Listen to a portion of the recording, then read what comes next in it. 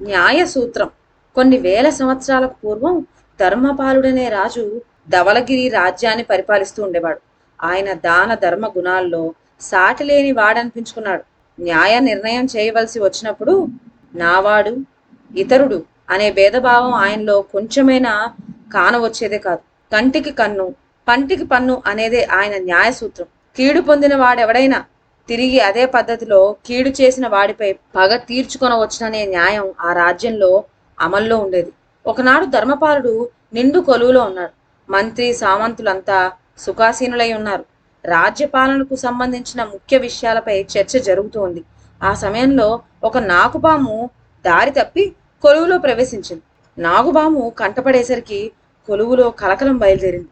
కొందరు కత్తులు దూసి దాన్ని చంపేందుకు లేచి నిలబడ్డారు.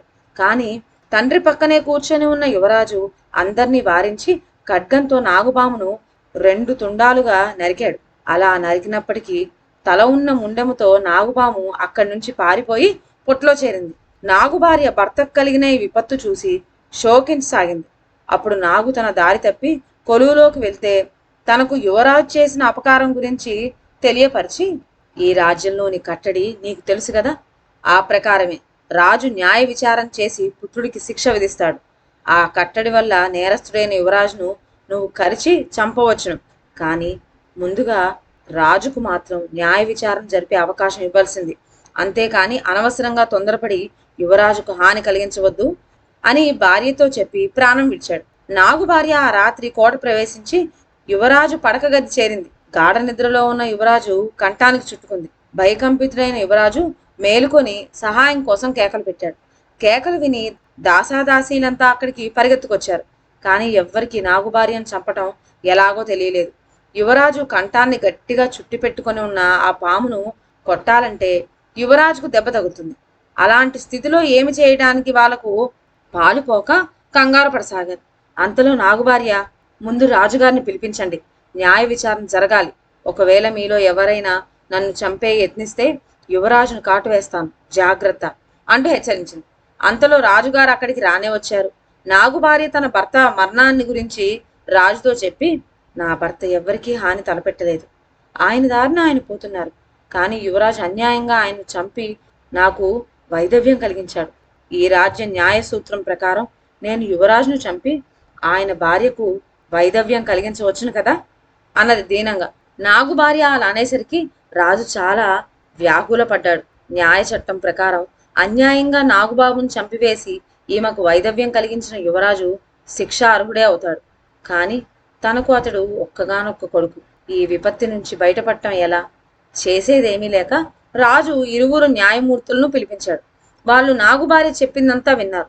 విన్న తర్వాత ఒక న్యాయమూర్తి ఇలా చెప్పాడు, మహారాజా, కంటికి కన్ను పంటికి పన్ను అన్న మన రాజ్య న్యాయ చట్టం అందరికీ తెలిసిందే. కనుక యువరాజు వల్ల అపకారం పొందిన నాగుబాము తన భార్యకు కలిగిన వైదవ్య బాధనే యువరాణి గారికి కూడా కలిగించవచ్చు. నాగుభార్య ఈ తీర్పు విని అనంగీకరంగా తలాడించింది. ఇది ఏ న్యాయశాస్త్రమో అంగీకరించిన తీర్పు. కేవలం నన్ను మోసపుచ్చడానికి ఈ న్యాయమూర్తులు వారు చేస్తున్న ప్రయత్నం. చచ్చిపోయిన నా భర్త ఏ విధంగా యువరాజు భార్యకు వైదవ్యం కలిగించగలిగాడు అని అడిగాడు. నాగు భార్య అలా ప్రశ్నించేసరికి ఆ న్యాయమూర్తి మరీ మాట్లాడలేకపోయాడు.